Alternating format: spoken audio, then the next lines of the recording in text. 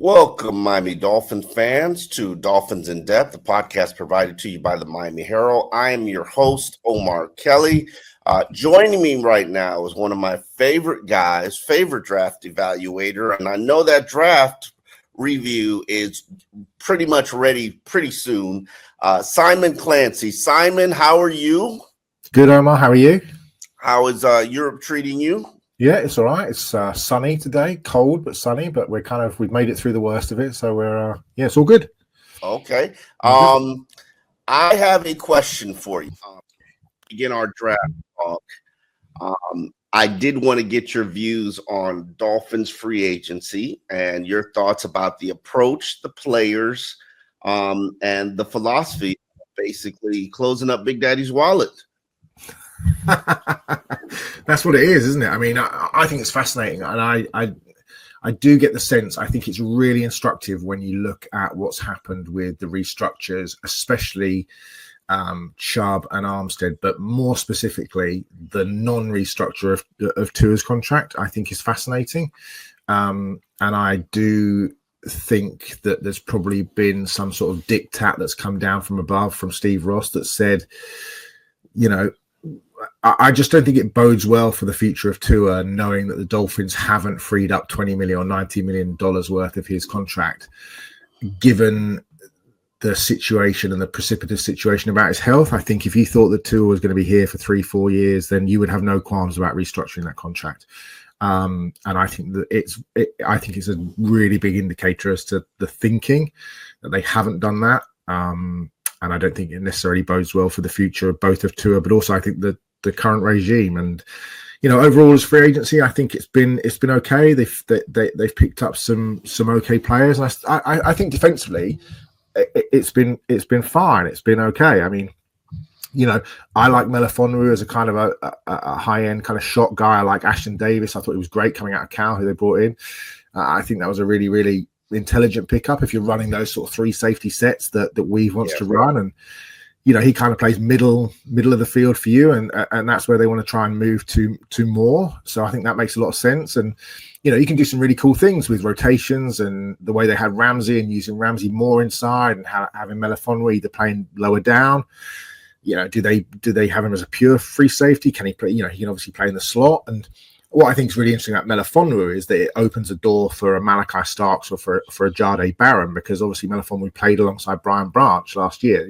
Kind of one of those sort of force multipliers on the back end that the Dolphins could potentially look to bring in at the 13th Why pick. didn't you mention the Nick Fanwu, or I believe, Nick Emmanuel?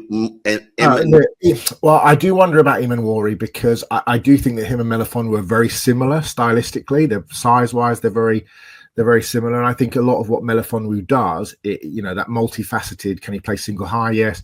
Can he come down into the box? Can he be a nickel linebacker? Can he play in the slot? That is a lot of what Melifonwu can do. So it kind of makes me think that Emanwari might be off the books. I just get that sense that, I don't think if they'd sign, that's two very similar players. Whereas I think you could obviously bring a Barron in, you could obviously bring a Starks in and have him in that rotation of the three. And I think there's just a lot of similarities between Emanwari and Melifonwu. So yeah, but they didn't sign any multi-year deals with. No, they didn't.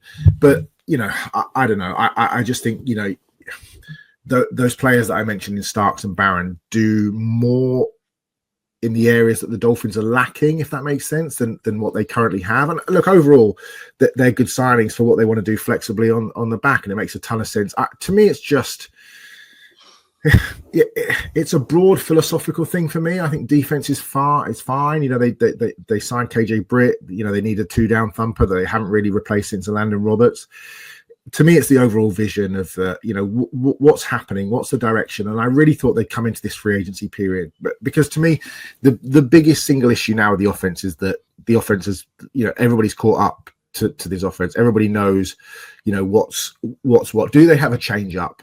And that's the thing for me. And it's felt for a year or so that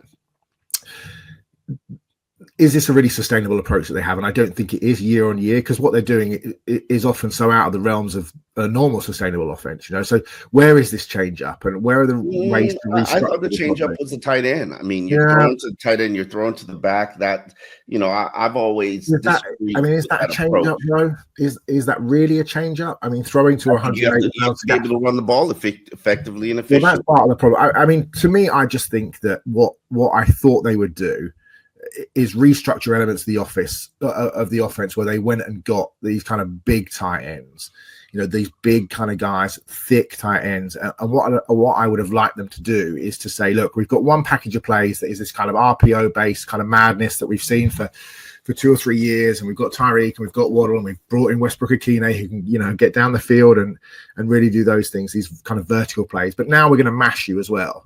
And I'd love for them to move to this area where they could have just, where you force teams to take those cloud coverages away, so they step into the box to try and shut down the run game. Absolutely. I mean, that's the kind of run game that they had in 2023. I mean, you don't run for 2,400 yards and 27 touchdowns by accident, and I think my thought process is always that the difference between the two teams is not just that the quarterback wasn't healthy. Yeah. One, it was throwing the ball more downfield. Okay, you think this is the first time that Tyreek Hill has faced 2 safety high looks? Like, he's faced it his entire career. The difference is they didn't have to respect the running game at all. Nobody ever did. Just to me, it's the lack of multiplicity, Omar, that I get concerned about in terms of, when teams shut down, as they did last year, shut down the passing game. There was no answer. We had no answer. And I think that's what I really wanted them to focus on. And I kind of feel like they fumbled the ball with the gut. I like Daniels. He's a really good player. I think he'll be, really helpful. But what's happening at the other guard spot? It feels like they fumbled the ball there, and that I don't know if they fumbled the ball there. And this has been. I'm not. I love Aaron Mays. Am I interested in paying him $15, $16 million, $17 million a year? No, I'm not. And we know that they don't put a premium on that position. So why would you expect them to pay a guard more than $8 million a year? I just think it's a historical fumble, Omar. It's just something where they've consistently, and we probably talk about it every show we do.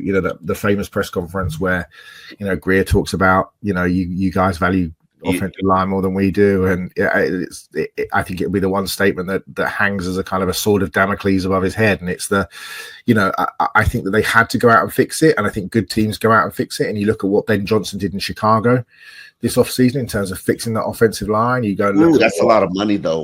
Of course it is. But you protect your quarterback. You protect your quarterback. You've got Caleb. We have the most fragile passer in the NFL.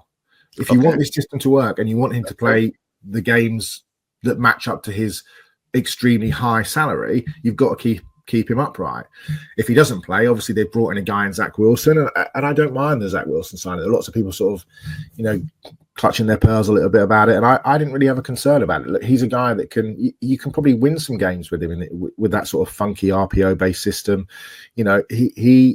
I don't have a problem with Zach Wilson. There aren't 32 good starting quarterbacks in the NFL, so I think if you can get somebody who is a decent backup who you can probably win games with and is probably significantly better than what we had last year, you're only asking him to go 500. That's what you're asking him to do, and so I don't really have a concern with Wilson. And like I said, you get into some of that sort of funky. I just think it's intriguing to see what you could do with him slotting into that sort of RPO laden kind of camera. Yeah, I don't have a problem with. When you look at what was out there, the market, where players ended up, sometimes it was not necessarily their choice. Jimmy Garoppolo, even if they bid or not, he still has to sign on board. Yeah. Look at I forget the guy who ended up at Kansas City as the backup. Gardner Minshew. Minshew, yeah. If I'm Gardner Minshew, would I want to be with the Miami Dolphins and be a 1-year rental, or would I want to be a 1-year rental with the Kansas City Chiefs? Yeah, it's kind of easy decision for me. Of course. And Zach Wilson, that's the thing. There has to be a high level of belief and commitment in Zach Wilson that he could be the guy, because it's not like they paid him pennies. He's one of the top backups in Peyton in the league right now. So, props to them for them believing. Now the question is, okay, you looked at him and you said he can keep us 500. Okay, well, are you accurate? Are you right? We shall see soon. Yeah. Let me ask you about some of these draft picks. Okay. Yeah. Let's get into this draft. And you said something the last time that we talked that really had me thinking. And you said that you said something like there are 13 guys that you have with legitimate first round grades. No, I said that teams believe that there's about 13. So I spoke to 4 teams going into the combine who told me that they had between 11 and 13/14 legitimate first rounders. And that was a low number given what they normally have. Mm-hmm. Do you still think that they exit the combine with that still same amount? And also, I want to ask you about this. Every year, there's some magical number about guys with legitimate first round grades, but I've always looked at it from this standpoint. There will be 12 to 20 Pro Bowlers from this draft class, no matter where these guys come from. It could be undrafted players.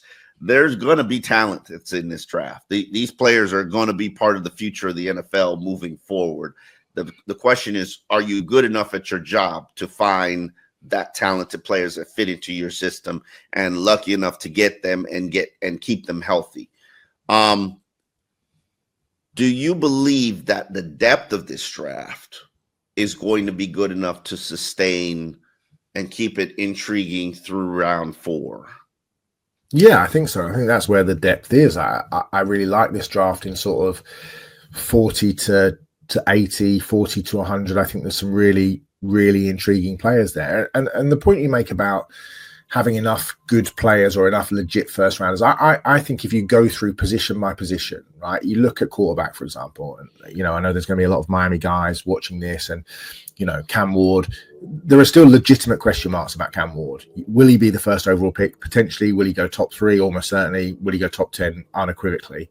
But there are still question marks about him. Where would you put him if he was in last year's draft? Where would you put him if he was in 2020? And I think you'd end up putting him, behind all of those guys that went in the first round. So immediately there's a question mark there about what about Shadur?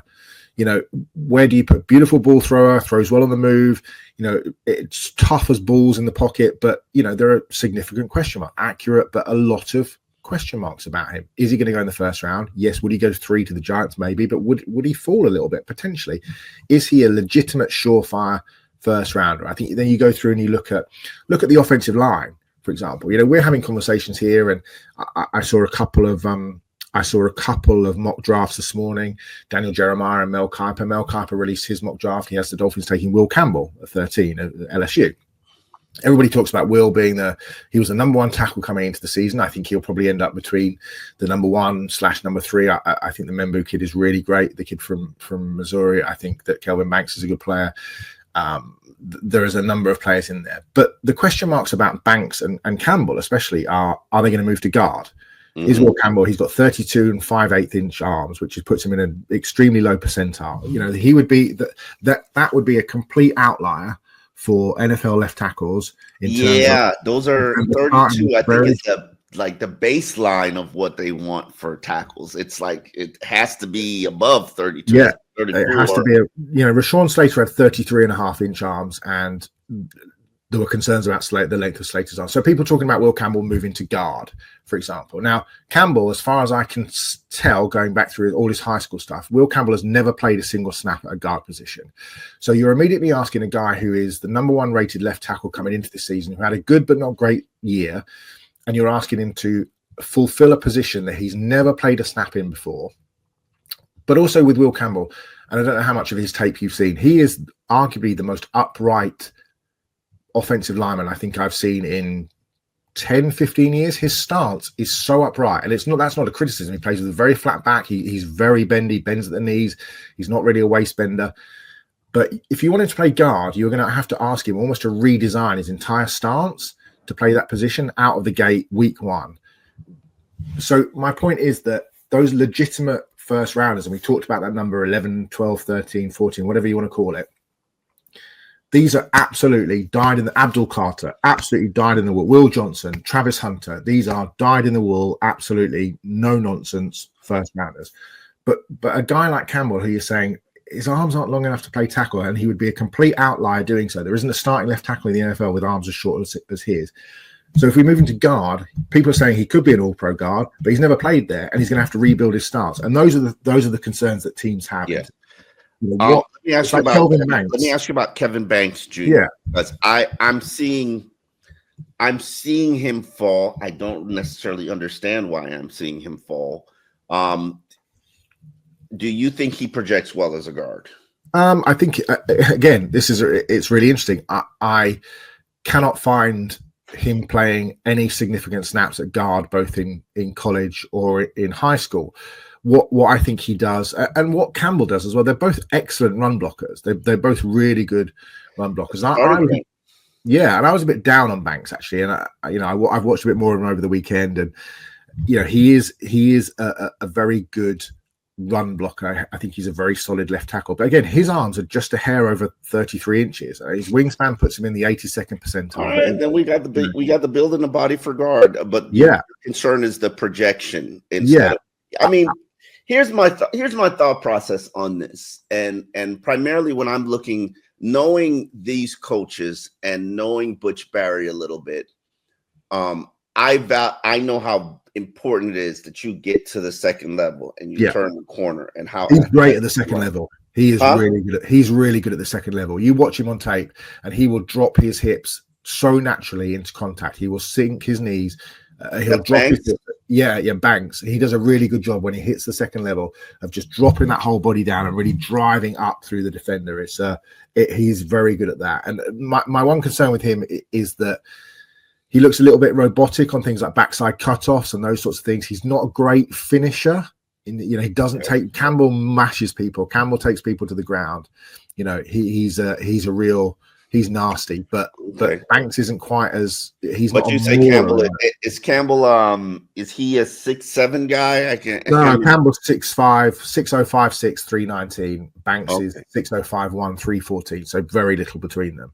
They're both pretty much exactly the same size. But Campbell's more of a masher in terms of, he's a guy that will just absolutely, he'll take people to the ground and he'll lay on them. Right. Absolutely what they're looking for. They're not necessarily looking for the technician. They're looking for a technique guy who will mash you.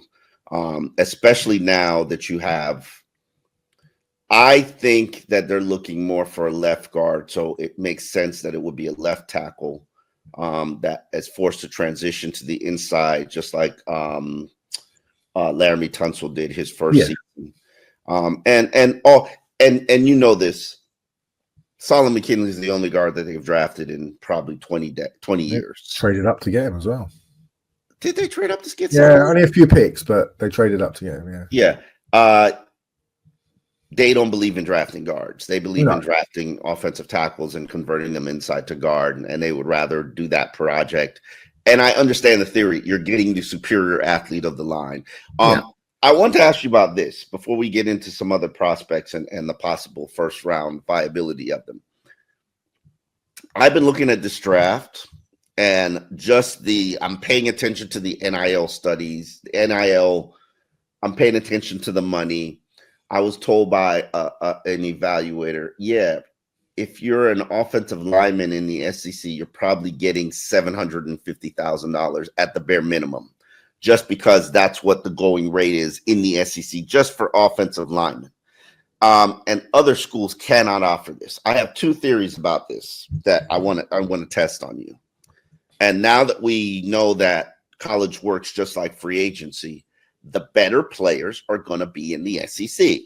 So I primarily need to draft the SEC because that's where the better players and the better athlete, and now that colleges are recruiting like GMs, that's where they're generally going to be. That's theory number one. And then theory number two is, if you are a player, say at a small school, a Shavon Revel Jr., the likelihood that small school has put out the money to keep you is not very good. So you're probably not naturally or evaluated as highly rated as an athlete as as somebody who has gone to the LSUs or FSUs of the world because they're just paying the big bucks. Yeah, I mean, I think SEC football is the biggest, toughest, hardest. With all due respect to most profitable. Yeah, even fans of the Big Ten, I think obviously historically you go back and look at kind of, linemen from Nebraska and linemen from Wisconsin. That's what you talk about, those kind of big old kind of people movers from the, farm kids from that region, from mid-America, from the Midwest, who kind of go in and go to schools like that. But I think obviously, playing in the SEC, you're playing best against best. And you often see kids transfer. And what I find that you see a lot of transfers of is kids who play defensive line and certainly edge, who move even from highly regarded schools like Washington when they were winning national championships, from Oregon, and move into SEC schools. So, I think that's what you see a lot of guys who want to test themselves for a year as edge rushers in the SEC to pile up their stats and see where they get to. But I wouldn't overlook, I certainly, and there's guys, the small school guys in this class. There's a left tackle from William and Mary called Charles Grant, who I like him. Yeah, I like him too. I mean, this is but I worry about the level of competition, of especially course, with small school players. Of course. But that what I think, and certainly talking to scouts, I had dinner with a Dolphins scout at the Senior Bowl a couple of years ago, and there was a kid, I can't think who it was. There was it was Christian Watson. So it's Christian Watson who was at North Dakota State so he was Trey Lance's receiver. And myself and this Dolphin scout who had dinner at this bar in Mobile, and we were there for 3 or 4 hours, and we were talking about Watson and how that evaluation process was going to work vis-a-vis the level of talent he's gone up against. And he said that, obviously, like league-wide, this is a thing, but also that coaches and scouts and GMs really respect the fact that kids stay humble to their school. They stay, that they don't just jump for the cash, that they, really? Yeah, absolutely. That there's an element where they are known as leaders and they stick out and lead their team and stay in the place that they stay in. Would it have been better if Christian Watson had gone to Alabama and played? Almost certainly. But there is a level, I think, of respect that certainly this scout, and he told me many others in his field had, where they feel like guys who stay where they are, stay the term for their 4 or 5 years, is kind of a really important thing because they're seen as leaders and they help others grow and come through in those. So I don't think that should necessarily be overlooked. And I also think that, yes, if you're playing in the best conference, you have a great chance to do it, but to be successful in the NFL. But I also think that history is littered with, lots of players, lots of offensive linemen who haven't gone through the SEC and come in and are there's going to be guys in this draft. You look at, we just talked about the Grant kid, but there's guards that I really like, really highly rated guards, such as, Gray Zabel at North Dakota State. There's Wyatt Milam at West Virginia. There's Jonas Avenaya at Zabel attacker. You mean projected guards, guys? Projected guards. I mean, Milam has been a left tackle, right tackle, but he's also played guard. Zabel has played both. Savanaya has played both sides, but also, almost certainly as a guard and has played. Yeah, and there's some players who are like, I think there was like an FAU or FIU tackle who went to guard in the SEC. I can't remember his name now, but I was just like, okay, that makes sense. But he did it for the money, which yeah, of course. And look, who's going to blame kids for, if you're Carson Beck and you've got an extra year to hang out in Miami, get paid $3 to $5 million extra, and not quite have the same pressure of going to the NFL, try and slightly rejig your image in terms of what happened on the field last year.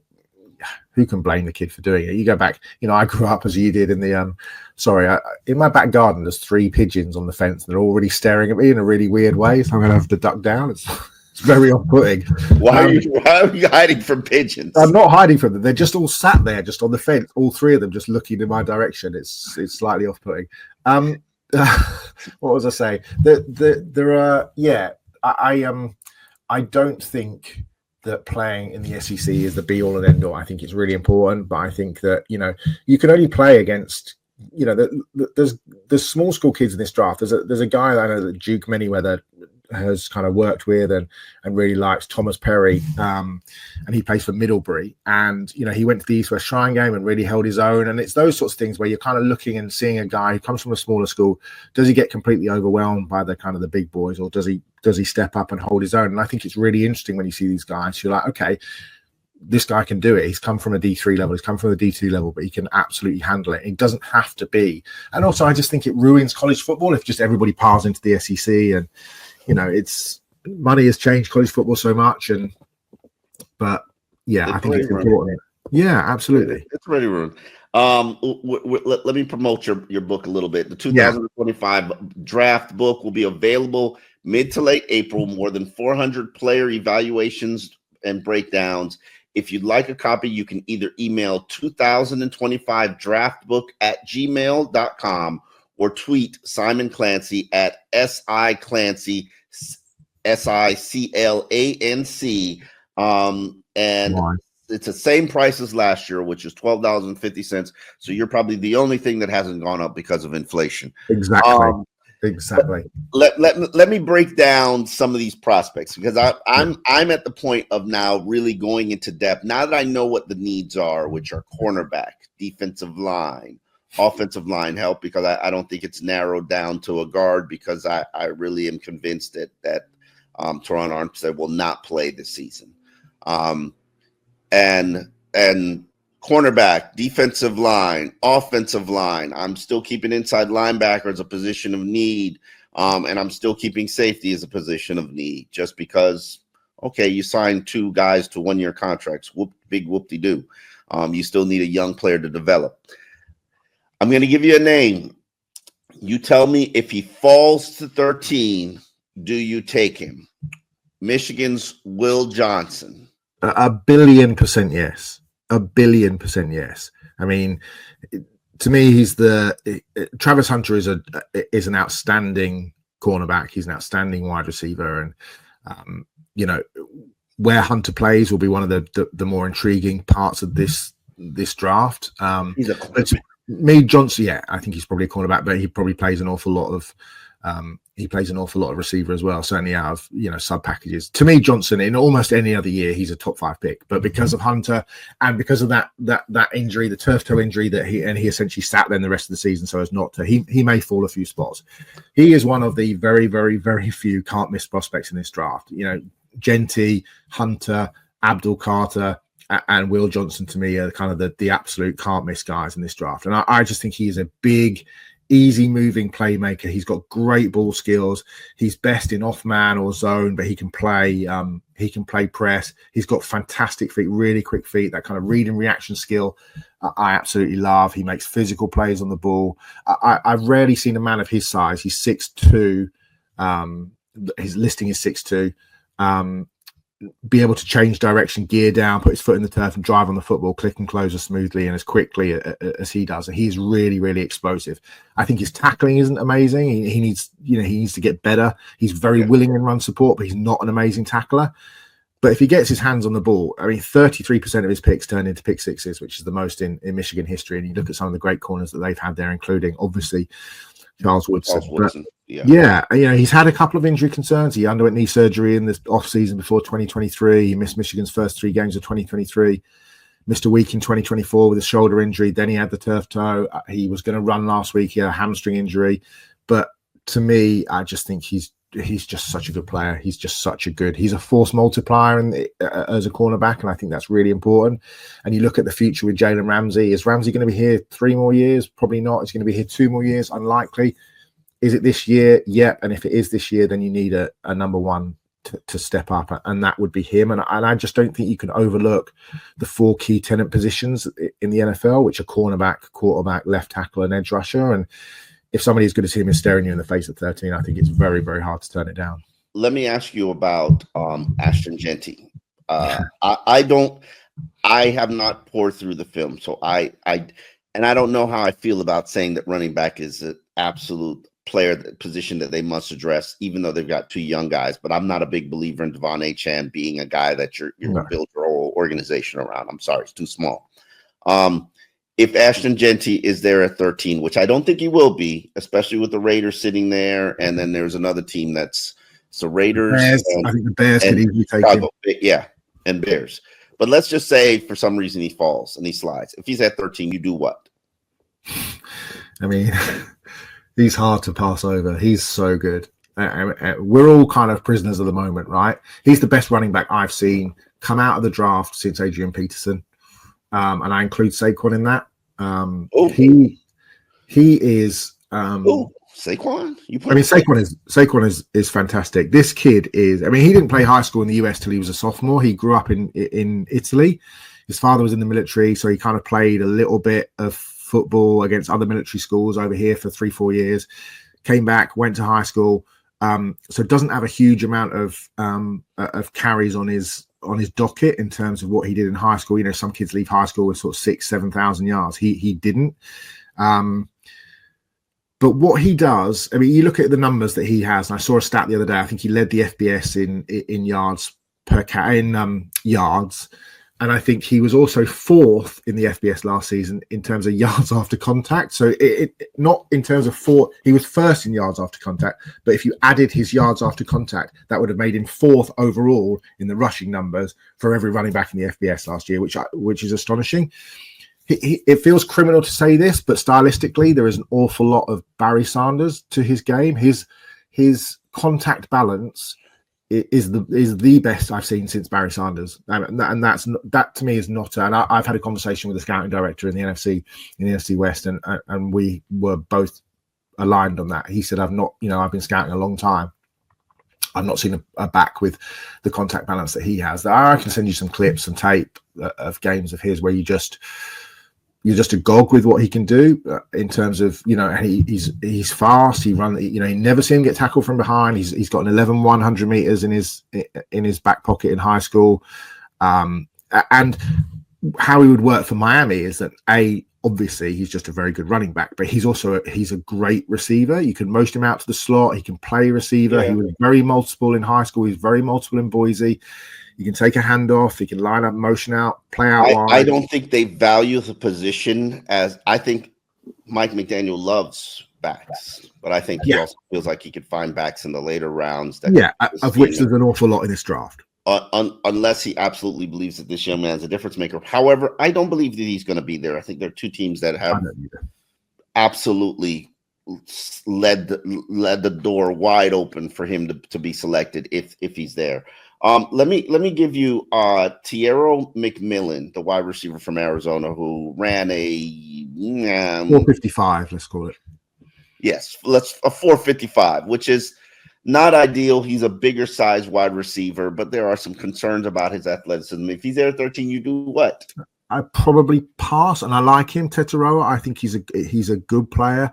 I think he's this big, long, physical, long-striding X. He reminds me a little bit of Mike Evans, but also there's a little bit of Keon Coleman to his game, and that I think makes him a slightly tougher evaluation because I liked Coleman coming out of Michigan State into Florida State and then into the NFL, but Coleman's issue last year was he couldn't get open against press, and so teams would just take him out of the game because he just couldn't get open. And I think that the opportunity cost for him is different to others in the class because what he brings, this obvious plus, is that he's kind of this rangy red zone threat who can use his size to post up and to box out and, but he's not a natural separator necessarily. He wins 50-50 balls, and I think that's where some of the Keon Coleman comparisons come in. And I don't think Tua throws 50-50 balls. No, I don't think he does either. I don't think, you look at some of the guys in this class, you look at Matthew Golden, you look at Luther Burden, you look at Emeka Ibuka in terms of their release packages. Yeah, I don't think his release packages are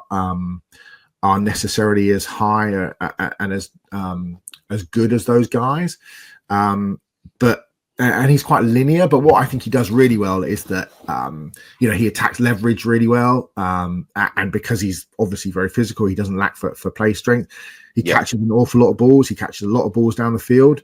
And I think that, I just think that if you're going to draft him, there's not enough to me that separates McMillan from, say, a Golden or from a Burden, who I think, Burden, I think fits really well into this offense, or certainly I don't know what the next manifestation of the Mike McDaniel offense is, but certainly the ones that we've seen in the last couple of years, Burden fits that really well. Okay. Ibuka, who's just yet another kind of the next cab off the rank in terms of that Brian Hartline machine of wide receivers from Ohio State. A Jaden Higgins, I just don't think there's enough separation between, he's not a Calvin Johnson in terms of somebody that, he's not that caliber. So I think that you could easily wait and get a very similar guy. So I would say no if Miami were, he was on the board. Now, good player. I do like him. He is a good player, but I just don't necessarily see that. This is the one I was waiting on for you. Okay. Mm-hmm. Tyler Warren, Penn State, sitting there at 13, staring you down. I'm not telling you what's on the board, but do you run to the podium for Tyler Warren? I mean, I'd have to know what was on the board, but run to the podium. I might not run to the podium, but I'd be pretty happy with him. I think he is I think he's a really, really good player. I think he's an undervalued player in some regards, because I think people see what he does in the passing game. And they kind of don't quite see what he does in the run game. Yeah, in the run game. And I think what he does in the run game. I looked. He was actually the first prospect that I really went deep into earlier this week, and I started tweeting about it. And I fell in love with the offense, fell in love with how they schemed things, fell in love with how they created avenues and opportunities for him. And I watched it and I said, Mike McDaniel should study this. Mike McDaniel should steal this. This would be exactly perfect for what they have presently at tight end. Then I watched him blocking, and I really paid attention to who he was blocking. And there were a lot of, at the most, linebackers. For me to be intrigued and impressed with you as a blocker, I need to see you take on a defensive end. Yeah. I need to see you draw that assignment, because I know in this offense, you draw that assignment if you're the inline guy. And I just didn't see that enough. And then I also watched, and I'm dying to see his pro day or hear about his pro day. I just did not see this top end elite athleticism. And I said something pretty controversial on Twitter, but I stand on it, which is that that Jonnu Smith, when Jonnu Smith was coming out, and people don't realize this, coming out of FIU, and he didn't really play his senior season or his final season. I can't remember if it's senior season, because he had some incident with a girlfriend pouring hot water on him. Those athleticism numbers, those metrics were top shelf. Yeah. And I watch him now, and he's still that athlete. Now, can I ask him to do the inline work? I can't, because that kind of takes away and minimizes what he can do. But he still put up 22 reps on 225, which means there's a baseline of strength there. And I'm not sure that Tyler Warren is going to put up those similar type of metrics. Now, could I put him on the line? Yes.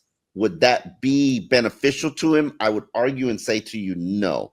Now, is it an upside? And this offense is a two tight end offense. That is their base. That is their bread and butter. They want to do it if they can do it. Would it be ideal to replace Julian Hill? Absolutely. They just signed a guy that can maybe replace Julian Hill. I don't know.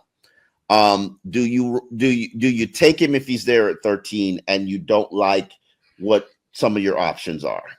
What I think about Warren that makes him different is that, and it speaks to some of the points that you just made there, is that I also would like to see him take on, 3 techniques in the run game. Okay, that is just not what tight ends are asked to do in college football, unless you are a specific interior blocking tight end with no kind of, no real threat up the seam or as a receiver. And you look at someone like Jackson Hawes of Georgia Tech, who is the best pass protecting or the best run blocking tight end in this class. You mentioned him, I've fallen. Yeah, I did. Yeah.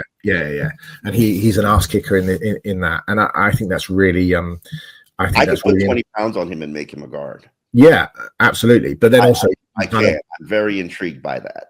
Yeah, you have to go back to the kind of the Kyle Shanahan, and you look at what Sean McVay does in terms of absolutely what they ask of their receivers and their tight ends. And Yeah, people will say, "Oh, but Tyreek and Jalen Waddle can block," and Tyreek and Jalen can block to an extent. But what they can't do and what they don't do is really what the genesis of this offense is and how it was kind of evolved by Sean McVay and evolved by Kyle Shanahan, which is that what they want their receivers to do. Yeah, but they help that running back get to the second level, make that cut where he's in a foot race with a safety or a linebacker. But you're looking at guys like Cooper Kupp and Puka Nacua, and you'll look at guys like Jawan Jennings, who we talk about a lot because he's the kind of prototype of everything that, but also even the Debos and the Brandon Ayuk.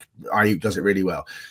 What happens is that they motion into the line, back into the offensive line, and then they will block. And they're not interference blockers. These are guys that will take on, even a guy like Cooper Kupp, his tape is littered with him taking on bigger edge defenders.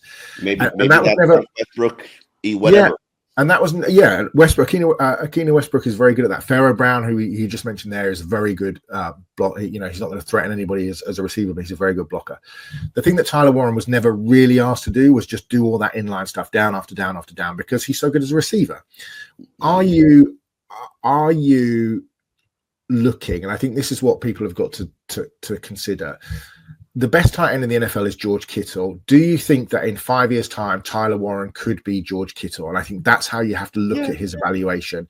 And he certainly has the body of work in terms of how he blocks. And I don't just mean the people that he blocks, but in terms of how he goes about his blocking business. And that is, he's thicker in the lower half. He bends his waist. He bends at the knees.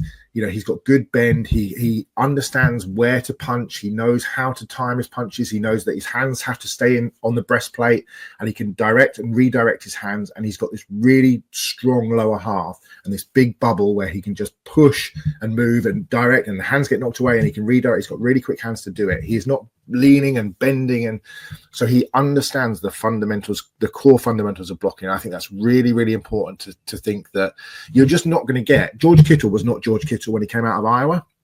He had to learn how to be George Kittle, and he was also a fourth rounder. He was also a fourth rounder, absolutely. But Warren does so many things. Don't forget, he was a high school quarterback.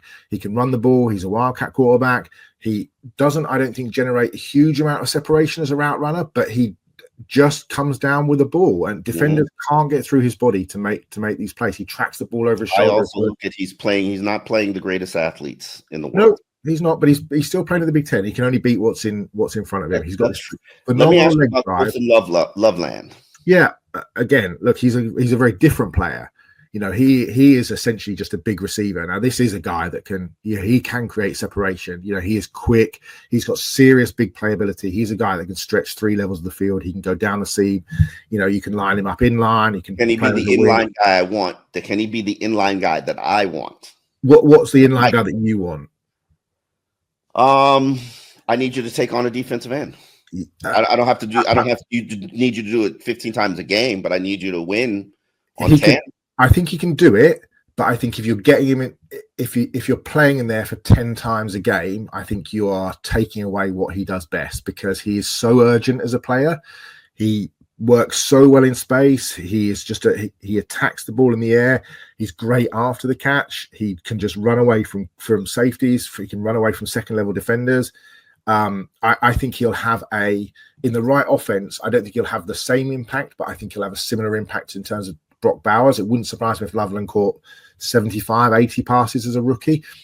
Do you want him to be in? It's like the question with the Rondé Gadsden the second. And I saw somebody have Mason Taylor evaluated as Lance Zierlein, who I love. I think Lance is a very good evaluator of his job. He has him rated the 21st best prospect in this draft. Yeah, Daniel Jeremiah has him, I think, at 33 or 35 or something like that. He's a very good player. He's got the bloodlines of Zach Thomas and Jason Taylor. Why would he not be a very good player? He could be the guy that could be the guy that you want, if that makes sense. He can do everything. But you don't see him do the inline work. Yeah, you do. You do. Yeah, absolutely. You can. He primarily lines up in line. He gets flexed out into the slot. He takes a couple of reps outside, but he is mainly an inline guy, and he's a very good route runner. He understands how to create separation. He can set up the guy that he's playing against. He'll go up and get the ball. He's got a massive kind of catch radius. He's got great hands. He's not a mauler in the run game, I don't think, not at the moment. And again, you just don't find those guys. Like I said, I go back to that. George Kittle wasn't George Kittle when he came into the league. You have to learn how to do that. And when you're at LSU or you're at Penn State or you're at Miami with Elijah Arroyo or whoever it is, if you have the skill to beat people down the seam and you can create touchdowns in college football, your blocking is always going to be secondary to the fact that teams and offensive coordinators are going to try and want to get you out in patterns and get you out catching the ball. Because if you're in line down after down after down and you're not out catching the ball when you're really good at catching the ball, it takes away from the fact that your team has a lesser ability to score touchdowns, if that makes sense. And that's different in the NFL. You have multiple responsibilities. So I think Loveland, I think he can do it. You probably don't want him to do it, but he could have a massive impact as a rookie. Warren is not going to be Rob Gronkowski, but he could be George Kittle. And I think Mason Taylor could be anything he wants to be, but he probably needs to be better in the run game. But he certainly could absolutely be that. But again, he could end up being a really good sort of Pro Bowl plus kind of player. I wanted to ask you, some of these defensive tackles. Now, I remember I asked you last week about nose tackles, and that's such a hard position to find, but it's only a select amount of teams actually need that position. Clearly, they've got to address it. But where do you sit on Kenneth Grant? I mean, he's a big human being. They kind of need one of those. They definitely need one. I mean, what have they got at the moment? Matt Dickinson, Neil Farrell, and Zach Sealer. I mean, there's clearly a plan, right, Omar? There's clearly a plan. You're not ignoring that position for a reason. There is clearly a plan. My theory is it's probably bringing back Raekwon Davis when he's healthy. Yeah. It's probably, make sure you're the highest bidder with Baltimore for Calais Campbell. Do I think that their plan is going to be successful? History says to me no. Because I'm sure there was a plan last year, and then look what you ended up with. Yeah, so, I think. Look, this is a kind of planet theory guy, and for people that don't know what that means, Bill Parcells used to say that there's only a certain amount of. His theory was that there's only a certain amount of people on the planet that are made like this. Yeah, that are built like that physically. This was a kid who was in high school who was running sub 5-yard 40 dashes at 350 pounds. His weight, I mean, he doesn't carry a lot of good weight, I don't think. And he's been up around 370 in the past. I think he was 331 at the combine. So are we going to have to worry about him ballooning up if he gets... No, I think now he's in great shape. I mean, the Michigan staff that I spoke to said that he has he's the best conditioning level of any big man they've ever been around. And I think in high school he had a bit of a weight issue, but I think he's just matured, and he's got a nutritionist and all this kind of. He's incredibly athletic. He was third on Bruce Feldman's freaks list in 2024, which is massive. He's a baby. He won't turn 22 until mid-season. And to me, all the issues that he has are fixable. He's a bit linear as a mover. He tends to pop up, a little bit high. He lacks a little bit of twitch off the ball, and his base, he can get a bit narrow. And I think that tends to, unless you're Vita Vea, and guys of that ilk. Is he Gilbert Brown? Is he that kind of player? He could be, but he's very quick. Yeah, that's a lot. He's quick. What about the guy with the Eagles, Carter? Yeah, he's not Jalen Carter. Okay. What about the other guy with the from Georgia? Jordan Davis. Jordan Davis. Is he? Yeah, he could be that kind of guy. I think he's rangy. He's a really good run defender.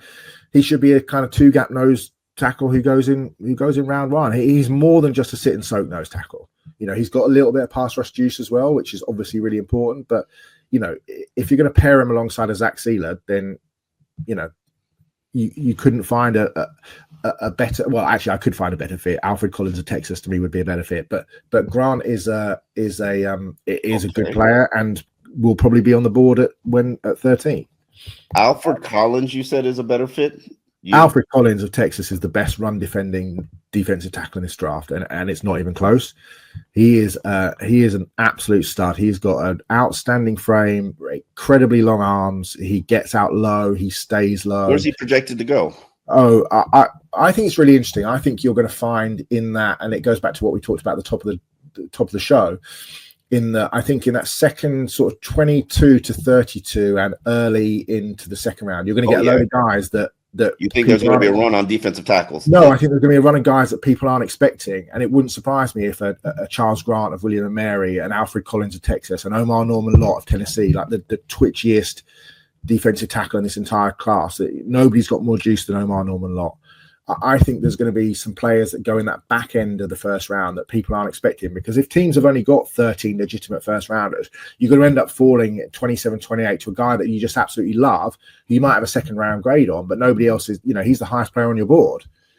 So Alfred Collins, if you're a team like a Baltimore or a Buffalo, and your desperate need is for a run stuffing defensive tackle with a little bit of juice, Alfred Collins at 6'5", 332 pounds is, he's an absolute day one start. I could not be more certain about a guy being a really, really good player. He is. Okay. He talks people out of gaps. He has got great grip strength. He wins on first contact over and over again. He can disengage. He's got great hands. You line him up and down the formation, and he wins over and over again. And he does just multiple snaps. You put on that Texas All-22, and there are multiple snaps where he just caves in the defensive line and forces the quarterback to move. He gets his hands up in the air. I think he had 6 batted balls last season. He's blocked kicks, so he's a 4-down player. What's the wart? He's 24. He'll be 24 before the end of the season, so he's an older prospect. Oh, he's definitely second round. He's 24. Yeah, he's 24, but if you're looking for a guy who you get in the first round and you sign him up to a 5-year deal, that's absolutely fine. It's absolutely fine. You get 5 really good years out of a guy who's absolutely ready to start day one. And that position can play into the late 30s. Yeah, absolutely. Absolutely. Yeah. You look at some of the Linval Josephs and the players like that are playing into their mid to late 30s. So, yeah. Final player I want to ask you about as a possibility for 13, Malaki Starks at Georgia. Yeah. You hear sliding. I heard sliding, certainly. And the reason I heard sliding was I think what tends to happen is you got to that point in the season where teams' seasons were ending and coaches were beginning to sit down and look at tape, and they were like, well, is this guy going to run a 4? Whatever, is it, 4 or 5? And Starks didn't have an amazing season last year. I thought he played okay, but I don't think he was his normal self. I know he was carrying an injury or two. But I think what's really interesting, and I saw Daniel Jeremiah actually tweet it this morning, was saying that, maybe it was in his mock draft, and he said, the more, Starks was brilliant at the combine. He was apparently, and I spoke to a couple of scouts who were in interview rooms with him, and said he was just a really, there were 4 or 5 guys that absolutely stood out. Emeka Ibuka was one, Jade Barron was another, guys who were absolutely phenomenal in the room. Malaki was another one. And I think he was so good, so smooth at the combine. In the drills, he just looked fantastic. He was fantastic at the Georgia Pro Day.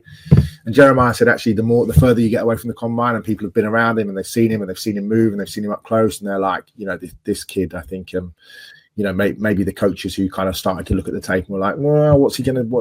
What's he going to do? And I think that they kind of moved away from that. They can just see how big and smart and athletic, versatile. But they don't put a premium on the safety position, and even when they do put a premium on the safety position, it hasn't paid off for them in the first round. But is he a safety?